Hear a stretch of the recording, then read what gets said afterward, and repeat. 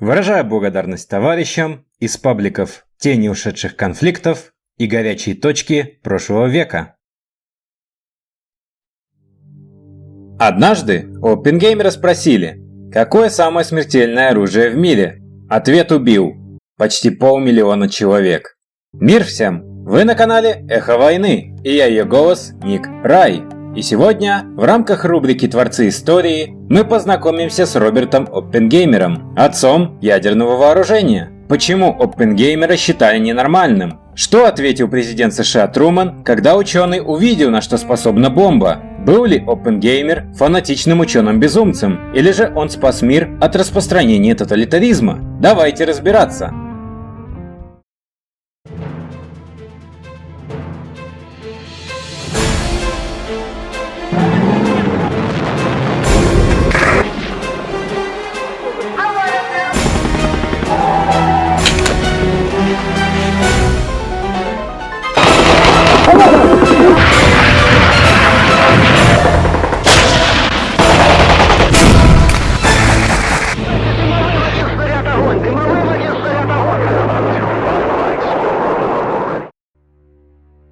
Хотите прочитать уникальную историю о людях на современной войне? Тогда предлагаю вам свою первую книгу из серии под названием «Вырваться с войны. Сломанные судьбы». История расскажет вам о судьбе двух девушек и парней, которые против своей воли стали участниками боевых действий в окруженном городе. Осажденный Светлоград не первый год разрывается изнутри. Наемники, местная дружина и мародеры с бандитами не дают спокойно искать спасения в развалинах города. Надежд на мир не оставляют и армии ДРСН и СССР, что держат плотную блокаду и обстреливают город. Смогут ли герои сохранить себе человека или сломаются и станут подонками? Почему неподготовленные к войне люди идут на нее? Что испытывает человек, очутившись в круглосуточном кошмаре? Читайте бесплатные главы на Ридеро. Ссылка в описании.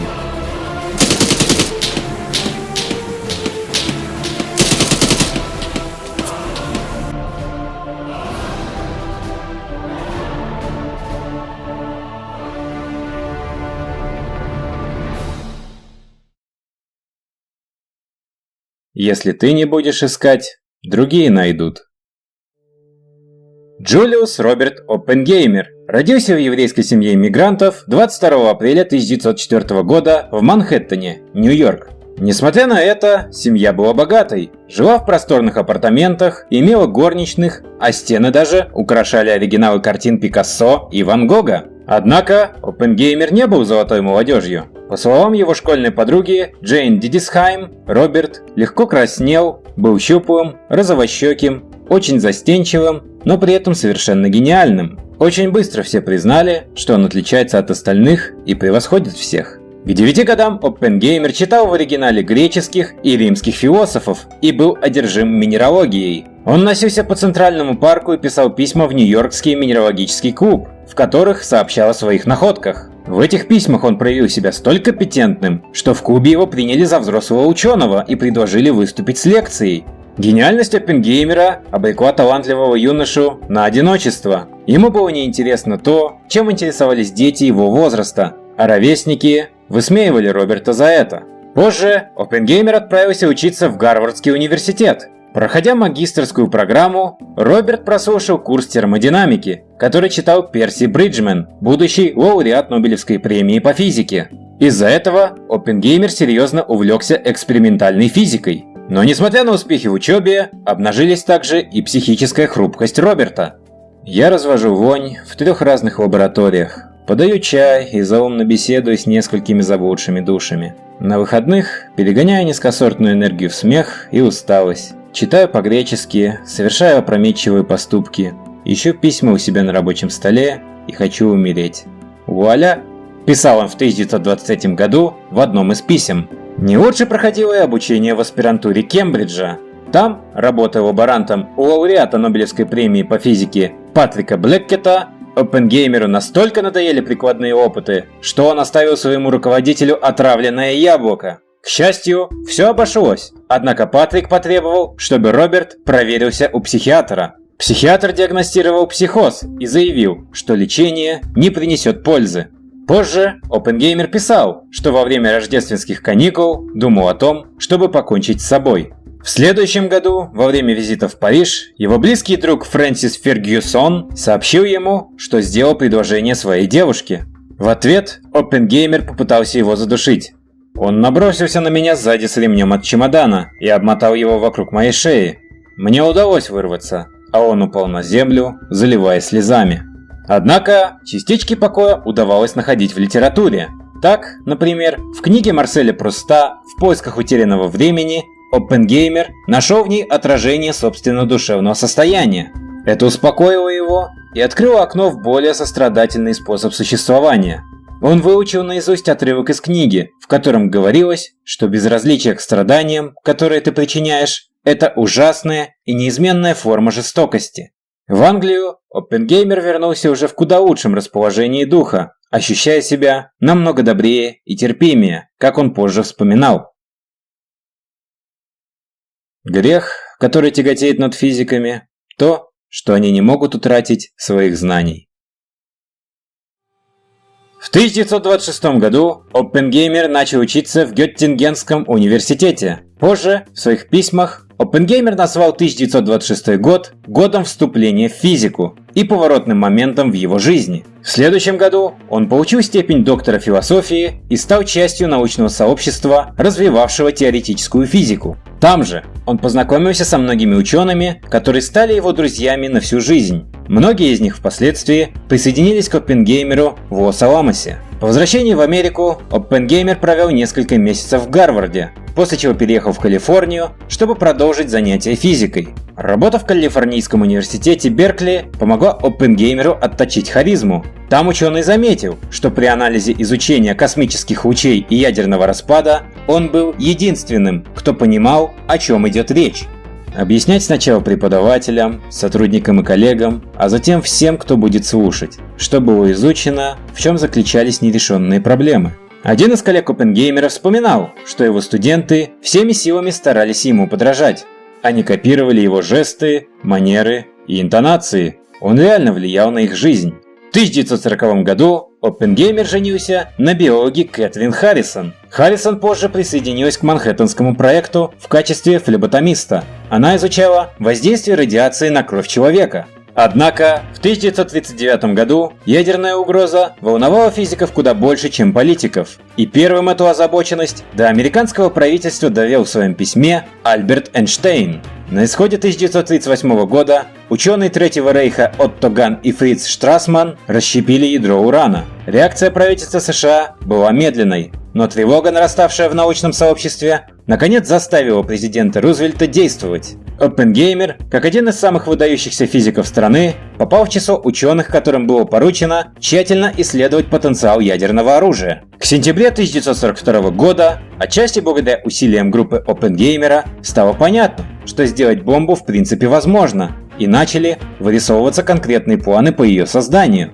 В том же году немцы испытали первую ракету Фау-1, которая массово применялась в конце войны. Дальнейшее развитие ракетостроения могло позволить немцам наносить ядерные удары по Европе, если Третьему Рейху удастся открыть механизм детонации уранового заряда. По словам Бёрда и Шервина, когда Оппенгеймер узнал, что его рассматривают в качестве возможного руководителя проекта, он сам начал к этому готовиться. «Я обрываю все свои связи с коммунистами», — говорил он друзьям. «Если я этого не сделаю, правительству трудно будет использовать меня, а я не хочу, чтобы что-то помешало мне принести пользу стране». Проблема Оппенгеймера в том, что он любит то, что не любит его – правительство США, говорил позже Альберт Эйнштейн. Как следует из опубликованной в 2002 году биографии генерала Лесли Грофса, военного руководителя Манхэттенского проекта, предложенная им кандидатура вызвала возражения. Главные опасения вызывали чрезвычайно либеральные взгляды Оппенгеймера. В качестве положительных сторон генерал Грофс привел не только талант и знания Оппенгеймера, но и его чрезмерное честолюбие. Глава службы безопасности проекта также отметил это.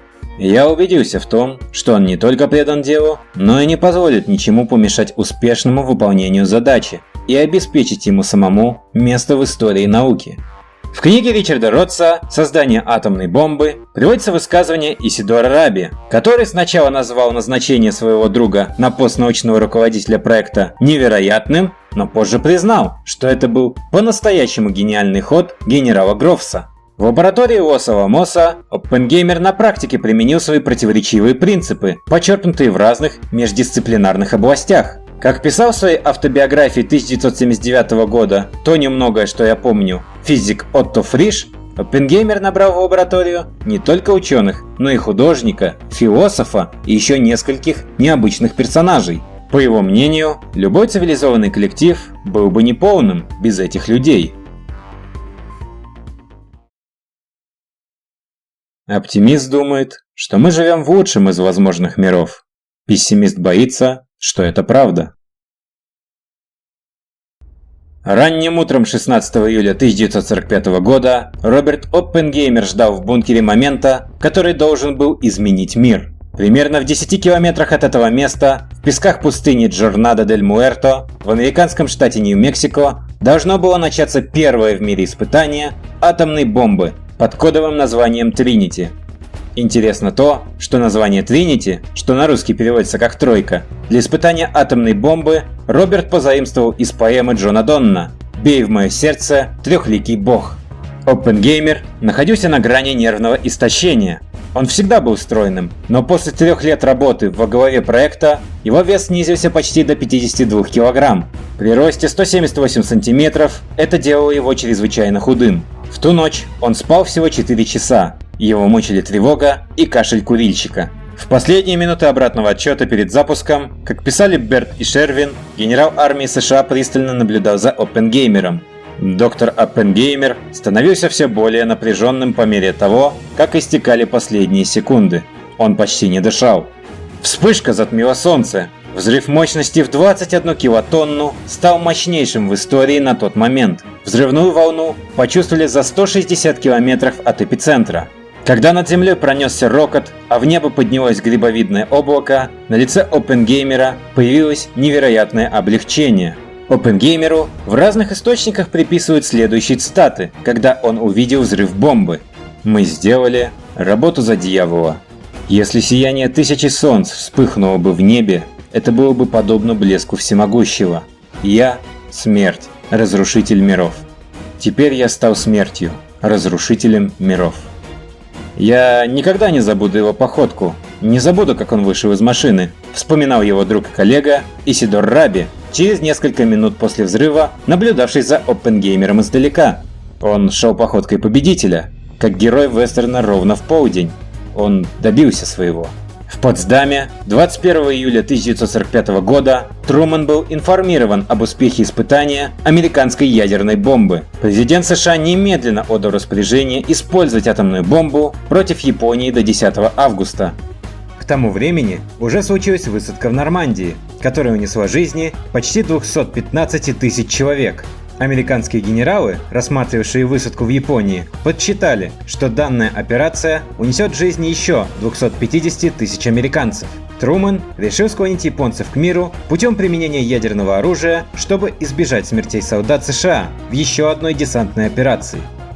Однажды утром Оппенгеймер начал сокрушаться с некоторой долей снисхождения о неминуемой судьбе японцев, этих бедных маленьких людей. Но уже через несколько дней он снова стал нервозным, сосредоточенным и требовательным. На встрече с военными он, похоже, напрочь забыл о бедных маленьких людях. Вместо этого, как пишут Берт и Шервин, он полностью сосредоточился на том, как важно выбрать правильные условия для сброса бомбы. Конечно же, ее нельзя сбрасывать при дожде или тумане. Не давайте им взрывать ее слишком высоко, иначе поражение цели будет недостаточным. Когда менее чем через месяц он объявлял об успешной бомбардировке Хиросимы толпе своих коллег, один из наблюдавших за этой сценой заметил, что Оппенгеймер сжал руку и вскинул ее над головой, как боец-победитель. Однако осенью 1945 года Роберт Оппенгеймер попросил о встрече с президентом и заявил ему, что находится в ужасном состоянии и чувствует кровь на своих руках. Трумэн был очень разозлен видом хныкающего ученого. «Кровь на моих руках», — сказал президент. «Это все мои проблемы». И передал помощникам, что надеется больше никогда не видеть этого человека. Во время разработки бомбы Оппенгеймер использовал аналогичный аргумент, чтобы успокоить этические колебания себя и своих коллег. Он говорил им, что, будучи учеными, они не несут ответственности за принятие решений о том, как должно быть использовано оружие, а отвечают только за выполнение своей работы. Кровь, если она будет, останется на руках политиков. Берт и Шервин напоминают, что уже в послевоенные годы, будучи в составе комиссии по атомной энергии США, Оппенгеймер выступал против разработки новых видов вооружений, включая более мощную водородную бомбу, к созданию которой он проложил путь. В результате, в 1954 году в отношении Оппенгеймера было проведено правительственное расследование. Руководитель Манхэттенского проекта лишился доступа к гостайне и не смог более участвовать в принятии политических решений. Он совершал ошибки, причем одна из них с точки зрения безопасности была довольно серьезной, но не было никаких доказательств нелояльности или чего-либо, что можно было бы считать изменой. Ученые оказались перед трагической дилеммой, писал в 1955 году в издании New Republic философ Бертран Рассел. В 1963 году власти США вручили Оппенгеймеру премию Энрико Ферми в знак политической реабилитации, однако решение 1954 года об отзыве секретного допуска было аннулировано лишь в 2022 году, через 55 лет после его смерти. Последние 20 лет жизни Оппенгеймер работал директором Института фундаментальных исследований в Принстоне, в Нью-Джерси, где вместе с ним трудился Альберт Эйнштейн и другие выдающиеся физики. Оппенгеймер одновременно испытывал гордость за технические достижения по созданию атомной бомбы и вину за последствия ее применения.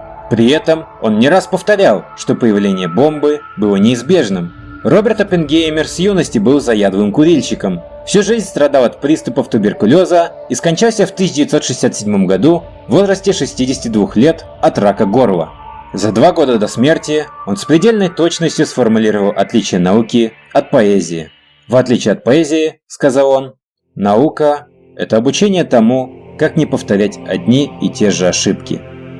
Это была биография Роберта Оппенгеймера, человека с не самым легким характером, гениальным умом и сложной душой. Из-за Манхэттенского проекта на свет появилась ядерная бомба, самое разрушительное оружие современности. Но кто знает, возможно, именно это оружие и удерживает государство от начала глобальных войн.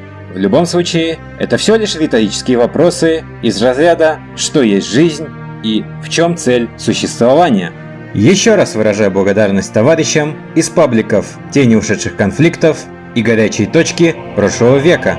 А для вас, дорогие зрители, я хочу пожелать только одного – мир вам всем, и пусть войны остаются чернилами на бумаге.